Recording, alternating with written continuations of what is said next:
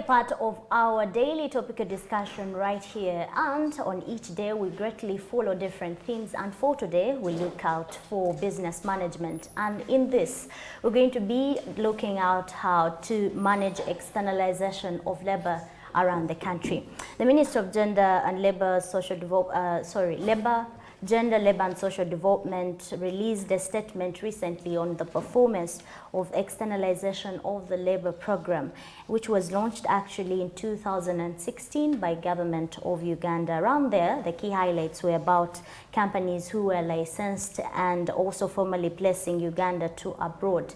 And for 31st July 2021, a total of around 111,501 workers were deployed between 2016 and 2001. And we warmly welcome right here now to discuss with us more on management of externalization of labor, RONNIE MUKUNDANE, who is the PRO at Uganda Association of External Recruitment Agencies. A warm welcome to Smart 24 TV. Thank you so much. Good morning, and good morning our viewers. If you could maybe highlight for us, first of all, the general assessment of, the recruitment, the labor externalization or export. How has it been faring? I would say a lot has been happening.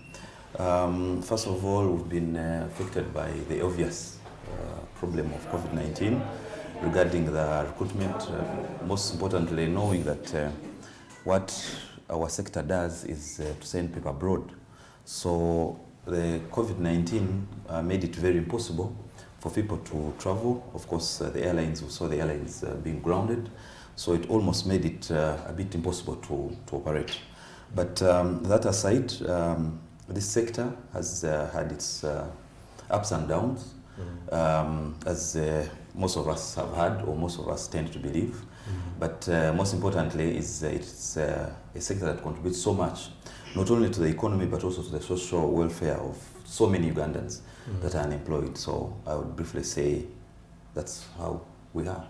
Okay, and just before my colleague Sonko comes in, if you could share with us, where does an export company start and end when it comes to execution of, the migration plans and processes? Thank you so much. Maybe one thing I never said is that this is a government program, and it's a program that is governed by a law. We have had a very recent one, being the recruitment of Ugandan migrant workers, Regulation 2021. Before that, we were operating on the one of 2005. So a lot has changed, and then that necessitated a new law coming in. That being said, it means that for whoever is to get engaged in labor externalization, actually we call it externalization, it's not export, because you cannot export human beings. Externalization. So yes, these are people who are going to go and work, finish off their contracts and be able to come back. So we actually do not export people, we externalize. So this sector is governed by law, as I said. And for one to be legally engaging in this sector, at a company level, for example, you must be licensed. First of all, you must be a registered company under URSB, but also be licensed under this law. So it has requirements there, one of them being the bank guarantee of 100 million. And that money is set aside or is kept in the bank specifically for the Ministry of Gender, which is the government in this case, to access should there be need. For example, if you externalize an individual and then the person gets into distress and you are not reachable or you are not offering any assistance, this is the money that is attached for that person to be able to come back. That is one of the requirements. But also, what is very good news in this new law, which is good, I think, for everyone here, is that the law requires now the ownership to be fully of Ugandans. So you can comfortably create a company and be able to apply for a license. So there's no need of, which was normally the case before, and which would used to cause a lot of fear, because people would think, now the owners are maybe non-Ugandans and foreigners and all that. But now it's mandatory that the ownership is 100% Ugandan of any company.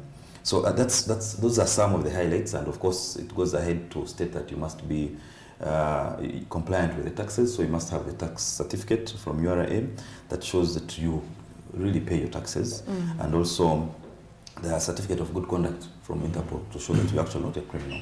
And also, most importantly, by the way, you should not be dealing, or your company should not be leaning to anything in relation to tour and travel.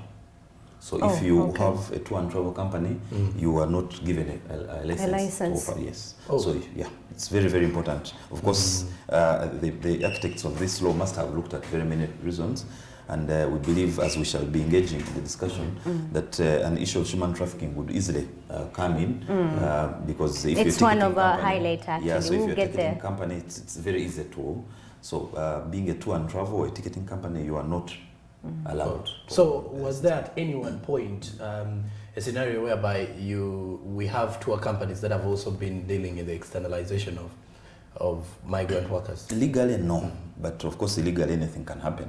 Okay. And I believe that even, because it's not only in this law, but even the law of 2005, it was also highlighted that any tour and travel company would not, anyone dealing in that would not be able to do this. But I believe, as I said, that the architects of these laws, the previous and the current, must have thought it wise that if you are dealing in tour and travel, it is very easy, because you can easily tell someone that maybe if you're caught, then you could say, I was ticketing this person to travel for tourism or whatever.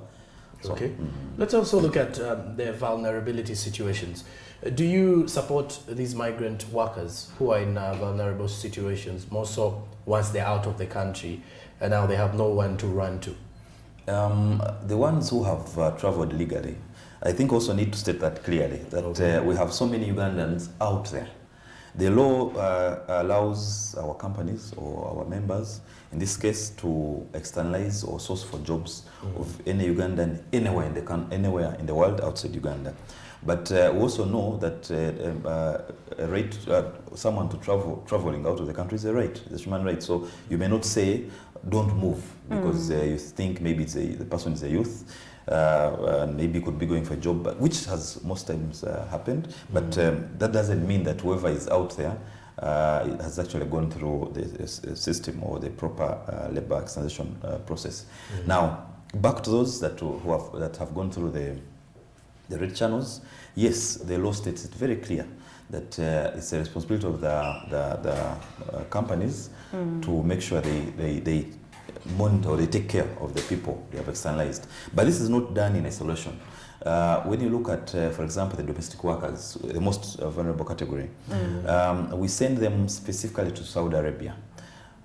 Reason being that the Ugandan government signed a bilateral with the government of Saudi Arabia to be able to have these Ugandans coming in, and among those included taking care of these people. Okay. So as the companies have an obligation here, geographically it is not that easy to keep moving their side, but they do this hand in hand with a foreign partner, but also with the government of Saudi Arabia, and also the Ugandan government through the embassy the other side. Okay. So that's how in summary it's done.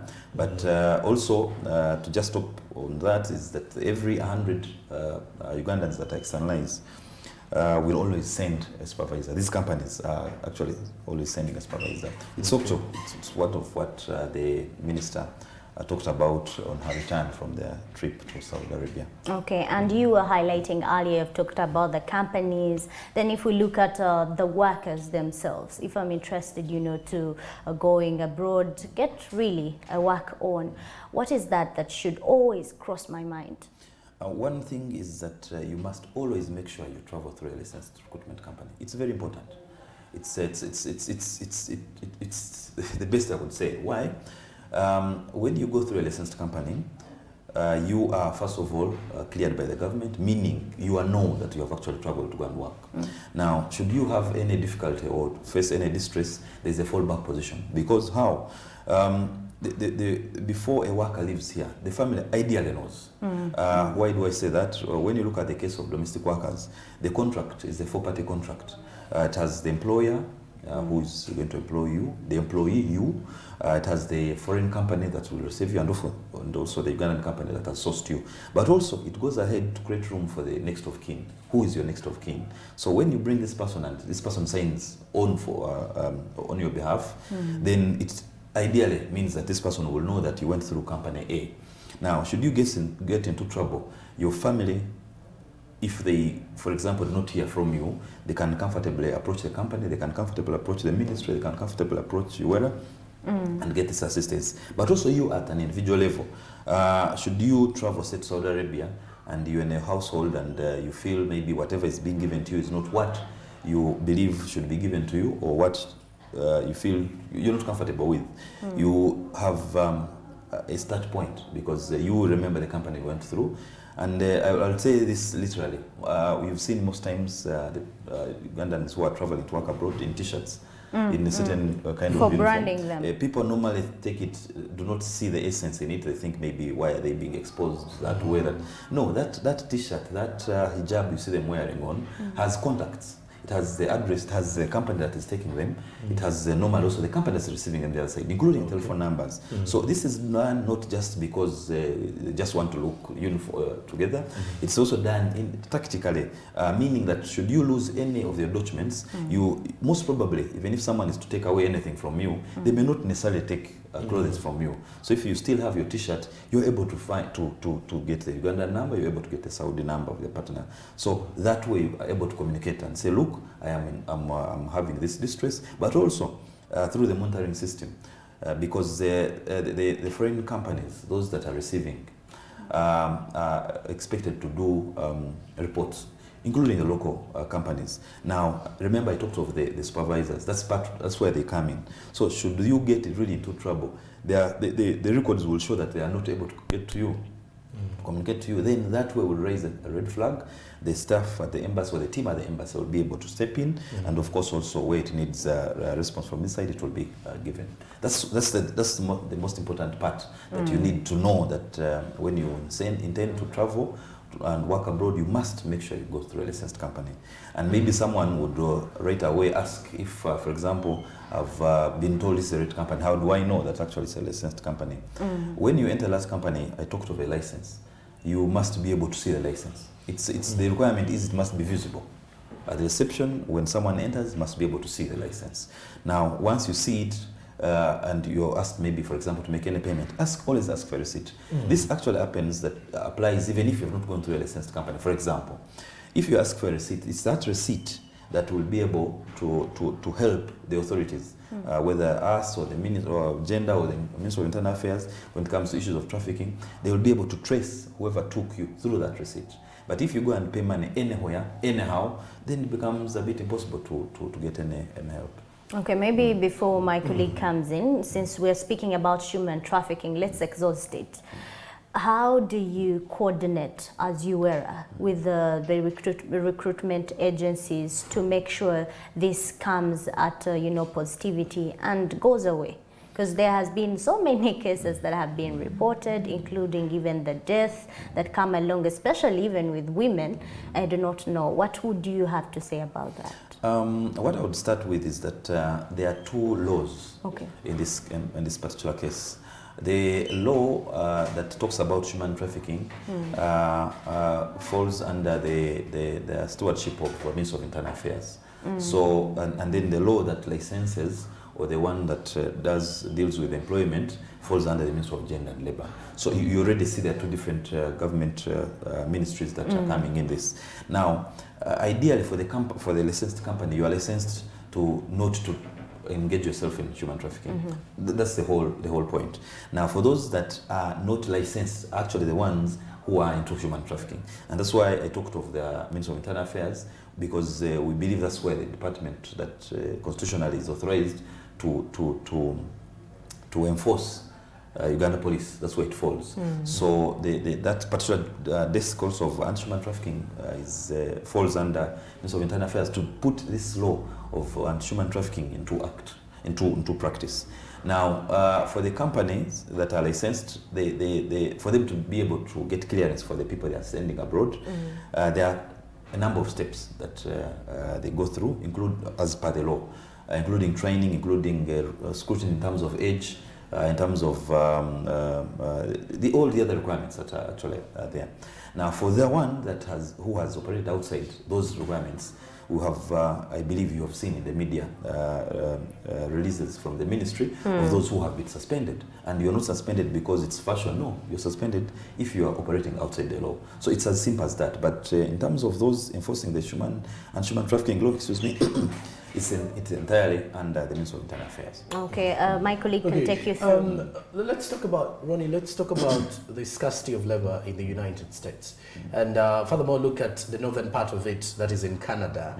There's a lot of employment opportunities that have risen after the pandemic, with the fact that most of these companies had laid off the employees, and now they're looking for more fresh new entrants coming into the employment sector.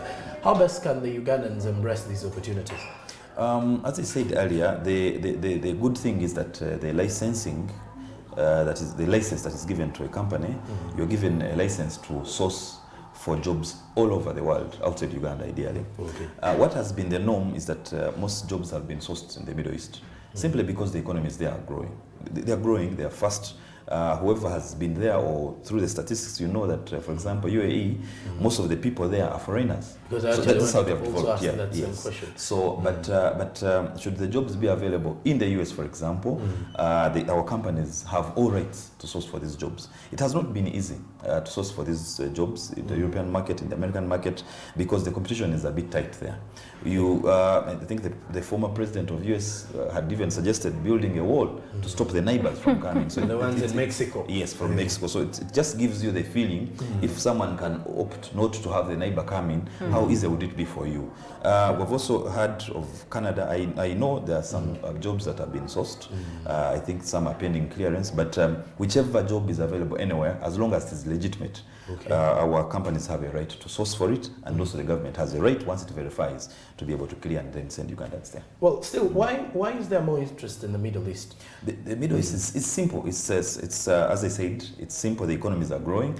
The pull factors there tend to attract. They tend more or less to believe in having foreigners in their countries come and work. What also is very important is that in the Middle East, you cannot easily get citizenship. You actually cannot get citizenship. Just like when you apply for a green card you in the cannot, States. yes. But so I think that gives them a bit of comfort that they can bring in as many foreigners as possible, and then these foreigners will be able to go back.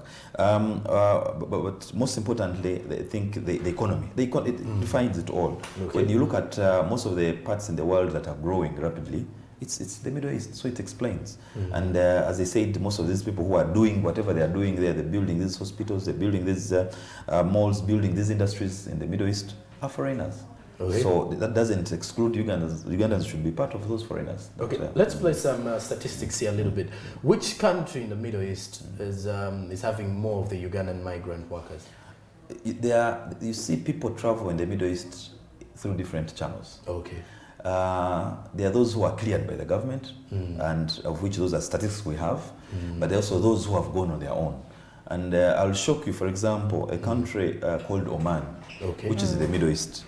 No Ugandan has ever been cleared to travel there, whatever category. Yet they've never been cleared to travel there, to go and work there. So that means that alone has over 60,000 Ugandans. So how do you gauge which country has more, depending on what? When you talk about clearance, are we speaking about being there illegally? If you're not cleared, are you there illegally? You are illegally there, depending on the angle of how someone looks at. Okay. As I said earlier, it's a human right it's a right for someone to travel. So if, for example, you left Uganda and went to Zambia, and while you are there, you get a job. Are you there illegally or legally? If you have entered through the channels, you are there legally. But in terms of employment, you have not been cleared by the government. So for us, we look at you as not illegal, but as irregular. So that's you have traveled legally, you are there employed legally, but in terms of employment back home, you are not cleared, so you travel. We look at it as irregular. So this that's what happens. So most of these Ugandans in the Middle East.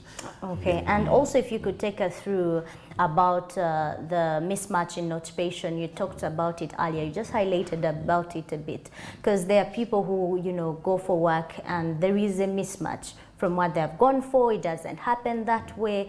In that regard, what really happens? Do you, as Urea, come around here? Can I reach out to you or I have to directly approach the recruitment? The mismatch, or those who have been taken to and they find themselves in jobs that they did not live here going for, are not the ones that fall under this category, the ones who have been cleared by the government. Okay. As I said earlier, before you're cleared, you have a contract of what you're going to do. The contract states what you're going to do. It shows what country you're going to, which country you're going to, how much you're going to earn. So for one to live here, if you've signed a contract of a domestic worker, for example, and it talks of a country, Saudi Arabia, and it gives your salary as 900 real, which is equivalent to 900 Ghana shillings, and then you reach Saudi Arabia and you're taken into a home and you say, no, I thought I came as a teacher, ideally. But what you're saying does happen, though it happens the other side. And that category called trafficking, those who are trafficked. Why? Because one of the characteristics or one of the inducements to trafficking is deceit. So someone is able, because they have to entice you to be able to go in. And we have seen cases, we've had people coming to us, we've seen actual people coming to us, including those who have never driven, but they're being taken to drive. So if you've never driven in Uganda where you have 2 lanes, 1 lane or something like that, the biggest road has how many 2 lanes? But you're going to, and you think you're going to drive in a country that has 6 lanes, one side, then ideally, and someone is able, because they feel it is juicier, they feel the salary is going to be bigger, the job is nicer, and all that. So that happens, but it happens to those who have not gone through the right channels. Okay, maybe my colleague can take you through another. I look at the fact that the jobs are juicier and all that. So this has actually been a very big statement, mainly from most of the Ugandans. Still going back, why do we have a number of Ugandans now in this generation, if you're to throw back to the last 10 years, traveling out of the country to seek for more jobs than they can actually seek for those here? I think that question could be, my brother, slightly above me, as to why. Ideally, we all know there's unemployment here, and not only unemployment, but also underemployment. We've seen graduates who are working in supermarkets. True. What does that explain? At policy level, maybe I would believe that there's something they're doing, but our advice is that should there be need for you to travel, we always make it, should there be need for you to travel? And actually, even these jobs that are sourced as an alternative to try to handle the issue of unemployment. It's not that Ugandan youth are being prepared to be taken abroad. No. Okay. For those that are not absorbed within the Ugandan market, employment market, then there should be an option, and this is the option. Okay. Sure. As we head into a break, before we head into a break, if you could highlight for us, apart from externalization, that is us taking out, does the country here bring in? At what rate? It does bring in, but as I said, my docket or where I come from is external recruitment. I believe external recruitment, of course, it barely means sending abroad. Yes. Now, at the Ministry of Gender, they have different departments. They have internal recruitment, they have external, so they could have statistics. We know there are foreigners working here. We've seen them. We've seen Chinese, we've seen Indians, we've seen everyone here. And when you go to Ministry of Internal Affairs, those who issue work permits would be in position to give you statistics of how many actually are those that are here. But we know every country I think in the world almost has does bring in, surely. Okay, and we will be taking a break, but we'll be returning shortly to give at least a highlight and also a conclusion on our discussion. SMB continues.